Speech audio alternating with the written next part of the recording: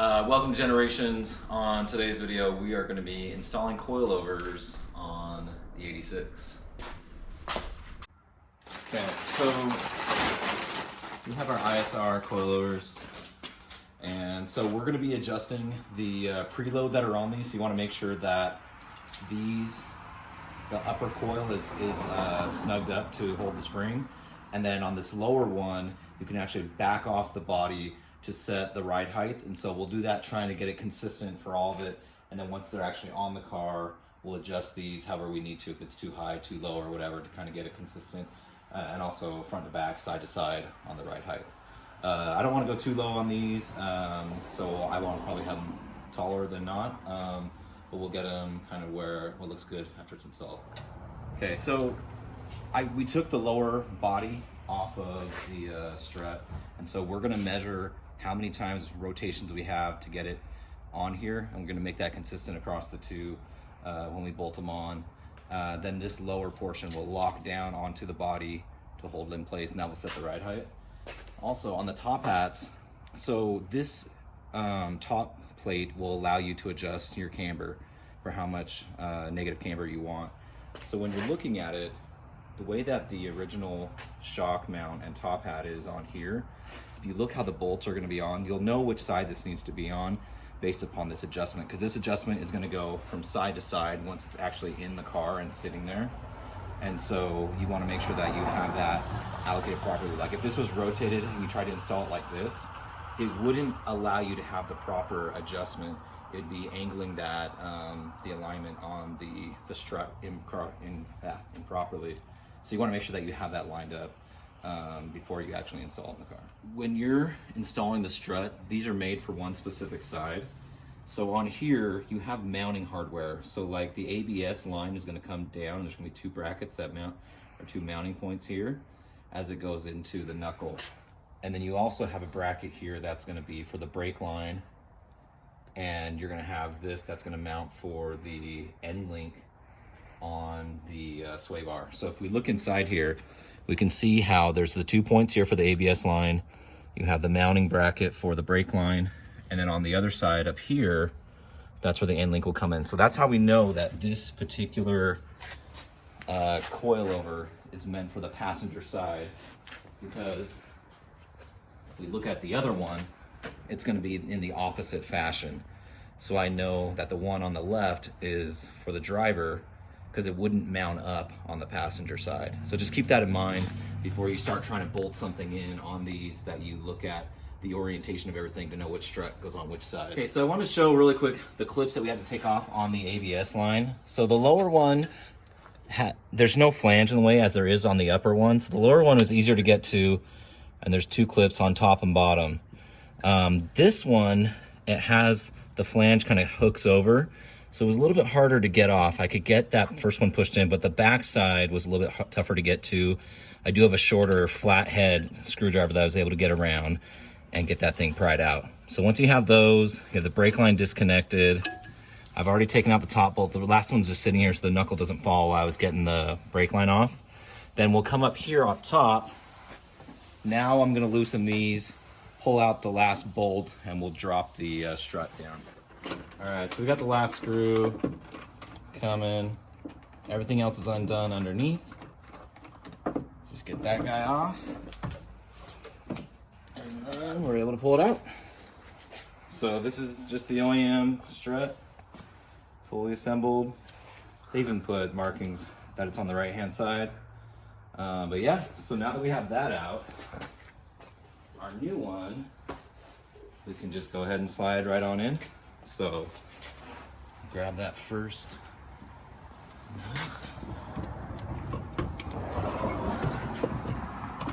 Get that aligned.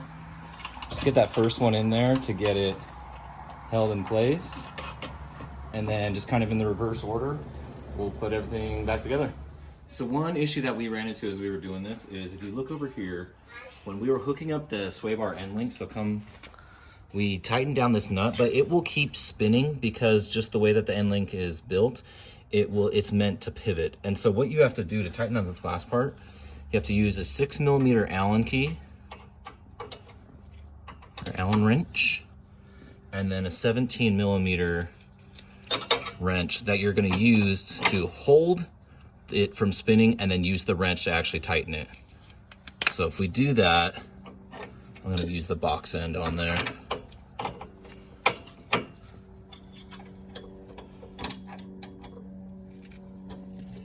And so now I can use this and pivot it while holding it in place so it doesn't just free spin, and then we'll get it torqued down to where it needs to be.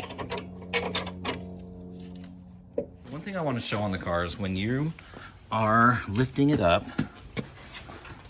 on the 86s, you have this cross member here that you can use as a lifting point. You don't want to be on the plastics here or on the metal here. That's your access hole for draining the oil, but you can lift on this point. Now, one other thing I want to point out is that when we were installing this, it was easy to get the cable lines back in on the ABS. This was a little tricky because of the angle that they put the brake line at, but I was able to still get it in fine. When we put in the bolts, that went out well. You just got to make sure one bolt is specifically for the bottom and one's for the top. The one on the top has a tapered end, so you'll have kind of a standard sizing, and it will taper up for what goes into the knuckle. The lower one is just going to be the regular sizing throughout, and that's where you're going to have to make sure you get it in the right spot. The other thing is on the sway bar end link, when we had the first side off, the sway bar was down lower because we had the car jacked up and the wheel was off, so the sway bar was actually down a few inches. So in the end link, we couldn't get it up on the tab, so we put the wheel back on the other side, put the jack underneath it to lift it up, and that allowed the whole sway bar to pivot up, and then we were able to get it into our mounting bracket here. All right, so we're back at it. I had to take a break, take care of some family stuff, but just want to show we got everything buttoned down. We have torqued the upper bolts there. We've torqued the bolts that go on the control arm. I think they're called the crash bolts, if I remember right. Also on the end links, we have torqued those down as well. The upper one and the lower one. We had to take this off completely on both sides to get it installed because of the shorter ride height of the coilovers, the end link was being pulled up and it wouldn't allow us to take it off the other side. So we had to like completely disassemble that. I had to actually cut a little block of wood that could fit through here to kind of get it adjusted where I needed to loosen the other side. That was really the only hang up in getting the overall install done, but they are in there now. I have not lowered the car yet. I do have the wheel on the other side. Everything's torqued down the other side. Now I'm going to throw the wheel on there and drop it down and see what she looks like. So here's how it looks. Just lowered it down. You can see where the ride height is at. Now I do have it on those boards just so, like I mentioned before in the video, that it doesn't hit the top of the jack stand when it got lowered. And then I can just drive it forward off the boards or reverse it back a little bit. And I'm good to go. If we come around on the other side, where the lighting's a little bit better, you can see how it sits as well. So I'm gonna show the difference between the stock ride height and the new one once I do the rears. I forgot to do that on the fronts here, but you can tell it's definitely a lot lower than it had been previously. Do the very official finger test, probably about 2.5 fingers there. There's kind of a loose 2, and so we might be able to adjust that down a little bit, but I'm gonna leave it as is for the time being because I think it might settle. So prior to doing that, I just want to drive it around for a bit, make sure everything's good, and then we can adjust it as. All right, so I got the car warming up just to show you. This is stock ride height in the rear. I can fit about 4 fingers, 3.5, almost about 4 in the back. And now up front, again, it's that little over a 2. It's a loose 2, but not 3. So again, definitely lower than it had been before. We will take it for a quick spin, make sure that just everything feels all right. All right, so I am going to now get ready to put the rear suspension on. But before I do that, I just want to show the gap difference. I forgot to do this on the front. But if we measure through the center, It's about 26 inches from the ground to the top of the fender well. And from about the center point, that's about 14 and a half inches. So 14 and a half and 26, okay? And then we'll measure it once we get the coilovers on the back on and see how it sits. All right, so I got the wheels off. We're now gonna go in on that lower control arm.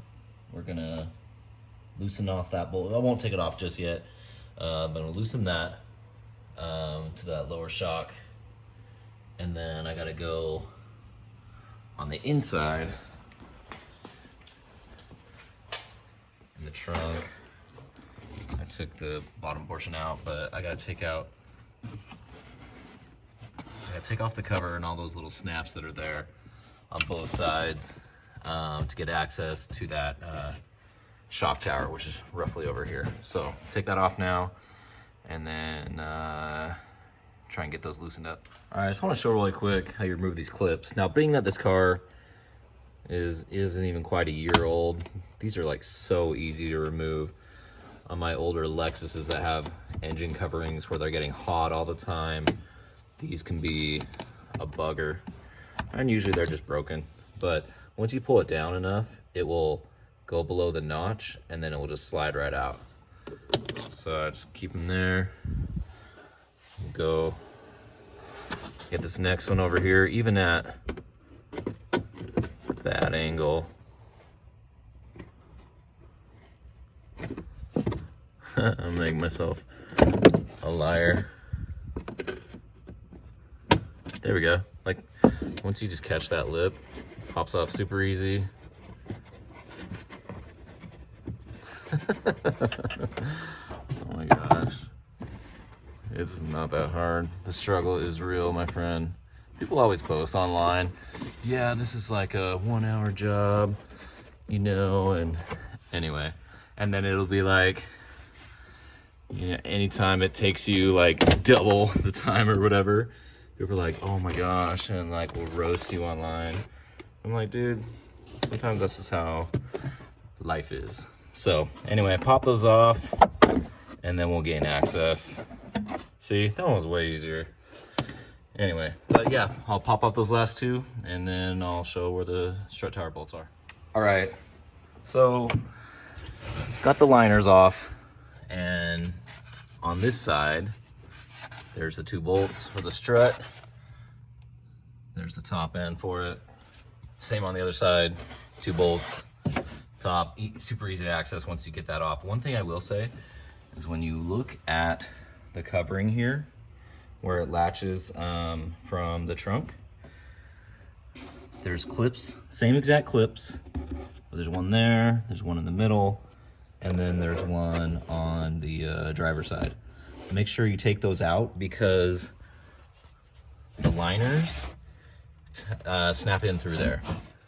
So you just want to make sure that you don't tear those or anything like that. And I was trying to be careful as I pulled it out from here because it will slide behind there. And being that this is my new car and it's kind of my baby, I'm just treating it like a baby, honestly.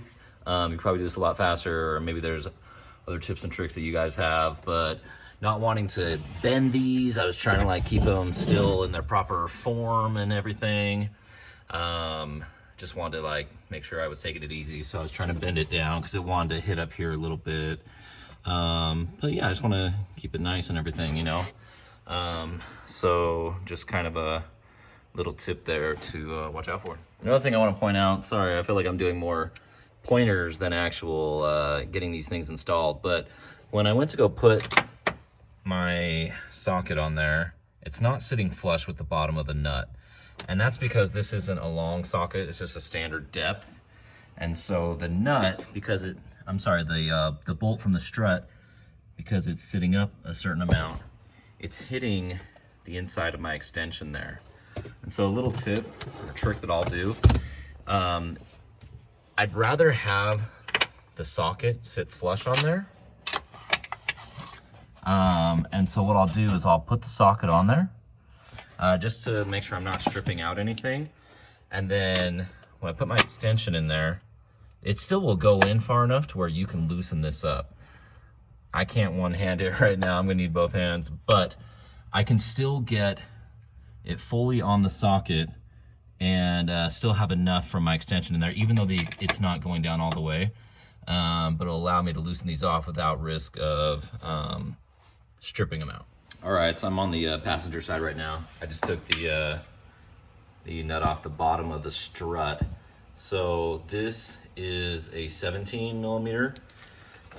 When you're taking it off, there's the bolt itself is a 17 as well. So I had a wrench on that side just to stop it from spinning, and then I just used my socket on the strut. So I'm just using my rubber hammer, tap it out. I've already loosened the bolts on the top of the strut, and we'll get it out. What I'm not sure of is I might need to put the jack underneath the control arm itself, so it doesn't want to extend the strut all the way and make it hard to get that bolt out. But we'll see how it goes first, see if I need to do that or not. All right, another pointer. When you take off the strut bolt on the bottom of that lower control arm, don't remove it entirely. Before I did it, I almost did it, and I was like, wait, I think I'm doing this wrong, because it just didn't seem right in my head. So I just double checked, and what you have to do is disconnect where the sway bar mounts up to the lower control arm, and then where actual control arm itself mounts up to the subframe there. Super easy to get out. These are 16 millimeter on both sides. Sway bars are 14 on both sides. The shock, or the strut, is 16 on both sides. So once you do that, just pivot that thing down, and then this is ready to come out. I've already loosened the bolts. I haven't backed them off all the way, but I'll take off the top two bolts, and then it'll be ready to come out. So we'll take off the one, and then I'm gonna put the camera down, take off the other one, because I'm gonna hold around the fender while I get that other one done. Or I might have my son come over and hold it while I do it. But yeah, that's it. All right, so I just wanna show, we got the new one in. I just had it hanging there from the top bolts. I just snugged them up finger tight. And then I'll get that lower control arm put back up onto the subframe, sway bar, and the bottom of the new strut. But it was really easy to get out. So we can see these particular coilovers have the adjustment front and rear. I put those on full. I went all the way to full soft, and I did 4 clicks to the right. I think they're 32-way adjustable, so I'm definitely running on the soft side. But when I did that on the front, it seemed pretty similar to how the OEM was from a compliance perspective. Anyway, got those snugged up. Got that side just snugged up. Again, hand tight. Got the other one in there. And again, it was really easy. Once I had I just held the strut, and then had my son unscrew the other side. And so just pulled out the old shock strut combo there, and then we just did the same thing. We just held it up in there, lined up super easy, got those bolts started. So now we'll get everything back together on the lower control arm on both sides, and then try and get this buttoned up. All right, so coilovers on, got that lower control arm back up, and got the 3 bolts tightened down. Where it connects to the subframe, the sway bar, and then the shock. One thing I will say is, when we had, this is on the driver's side, this shock in there, when we were raising up the arm. So when we were raising up the body of the arm, it was not lining up with where the shock was, and we had snugged up the bolts on the top of the shock up there already, and I was thinking, why is that? And so I didn't know if it was just need to be clocked a little bit, so we loosened the bolts off, took the strut down, and I just turned it 180 with and I kept the bottom portion the same. So I turned the top, so essentially I unscrewed this like half of a turn, and And then we tighten, just finger tighten the bolts back up on the top side there. And then it was able to line up in the other arm. On the driver's side, I'm sorry, the passenger side, that one was already okay. But I just be aware when you're putting that in, at least, I don't know if it's just these coilovers or if it's all coilovers that you do, but to get it to line up properly with how the arm was coming, I had to do that. So initially I put the bolt in on the subframe, and then I did the sway bar, and then I did the shock on there. So this side was super easy.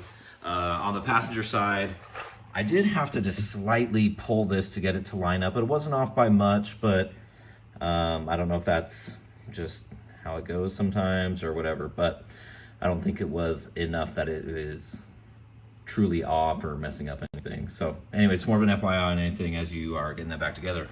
But I have torqued down the bolts on the swing arm there, and on the top of the shock on both sides. So I think we're ready just to throw the wheels back on and get it down and see how it goes. The only thing I'm doing before that is I'm just gonna use this and I'm gonna snug up the pivot here. I just wanna make sure that that's tight, and then I'm gonna tighten the lower to the upper just to make sure that nothing moves, and just don't try and avoid any sounds or things that we might get through it. So I'm gonna snug that up on both sides and then throw the wheels on. All right, we're gonna lower it down. See what it looks like.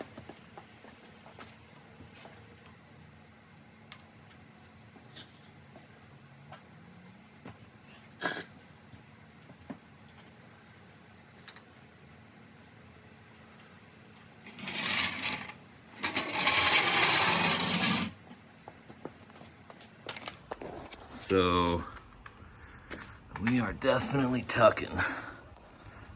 There's like nothing, one finger, as technical as that is.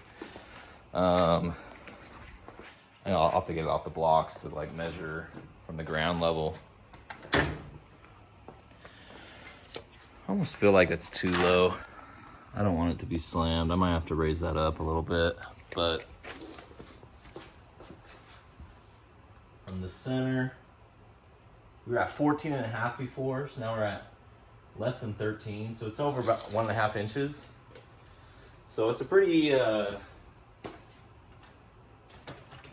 significant drop in the back. When I put the fronts on, I didn't, I extended them out. So we still got 2-finger gap and then some. So, and I don't want the front really any lower, so I'm pretty sure I have to raise that up. But yeah, that's gonna be too close. I don't think it's gonna rub or anything, but it looks funny. Like, like I'm running a, it's just like tucked too much for what it is, so we'll try it out.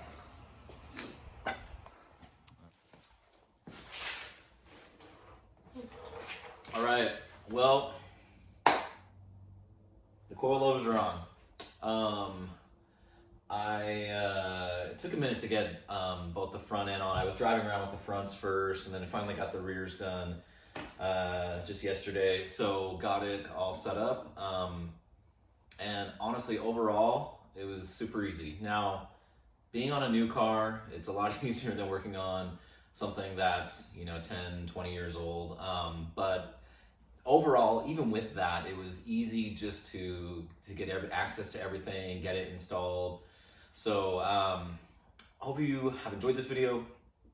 If you have, like and subscribe to the channel. I'm trying to get more stuff out. I need to be a little more consistent on that. But I will say, like, for the budget price and how they drive, like, I do like the coilovers, because I was thinking through my mind, it's like, okay, someone's gonna watch this and try to determine, oh, are these worth getting or not?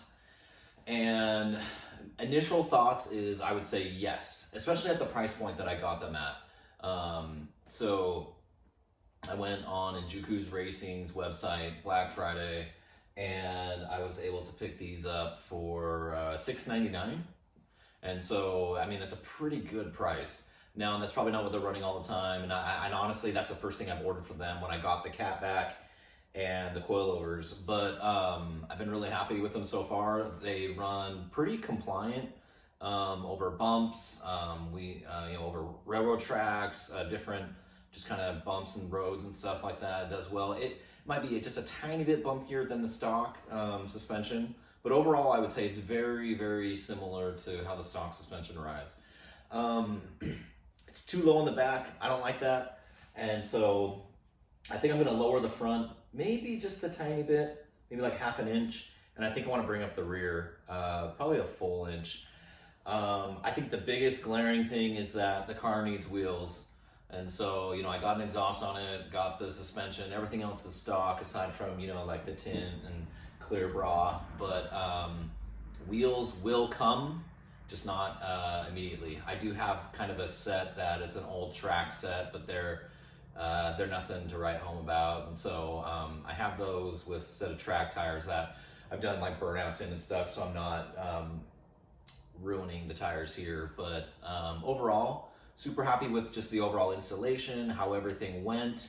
I think the one thing that I don't like, or the negative I would have to say is, or maybe two things. One is that the brake line on the front, how it connects, I feel like with how the bracket is, it almost needs to be brought down a little bit to give a little bit extra slack. It still fits in there fine, but it's a little bit more taut than I would prefer it to be. That's probably the one technical thing. I think overall you can tell these aren't the same quality as even BCBR. So on the normal price on the coilovers, I want to say they're around $1,100. And you can get BCs for that. I would, at that same price point, I would get the BCs. I wouldn't get these. I don't remember what stance runs there for.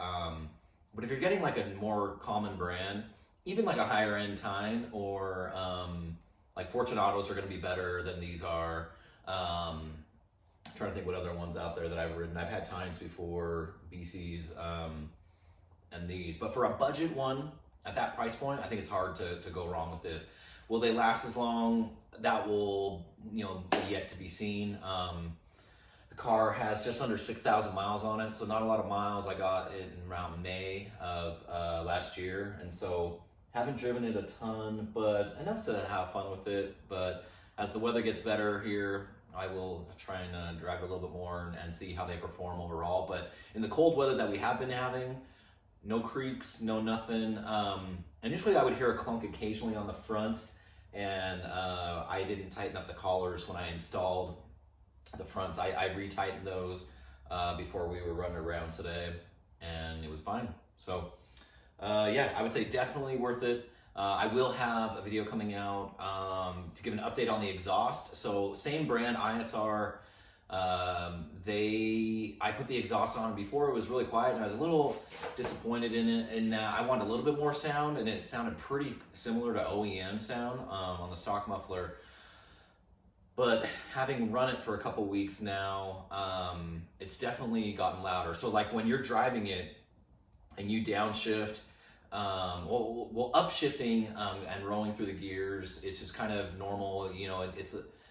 There's enough there to hear it over, especially over the pumped in audio, which I do think is way overrated, that whole topic, but I'll get to that later on. But it's definitely gotten a little bit louder, but not obnoxious. No drone, zero drone. I am gratefully happy for that. I got that exhaust for $399. I was afraid that the drone was gonna be terrible, or potentially for it, but there's zero. So I'm super happy with that. It's definitely on the quieter side, but when you are downshifting, a 4-3 downshift or a 3-2 downshift, and you rev match, you'll get a couple pops occasionally. It's not obnoxious. It's not like the burble tunes or anything like that. And I think there's other exhausts that might accentuate that more. This is definitely not there, but occasionally you get that. And I like it, to be honest. So not going for boy racer, but I do want a little bit of that, and I think it provides that well. So I would actually buy both of them again. Once the suspension wears itself out over time, I probably will upgrade generally, whether that's for track use, autocross. But For the price on both of these, I would say so far so good, can't beat it, and it's worth checking out. So thanks.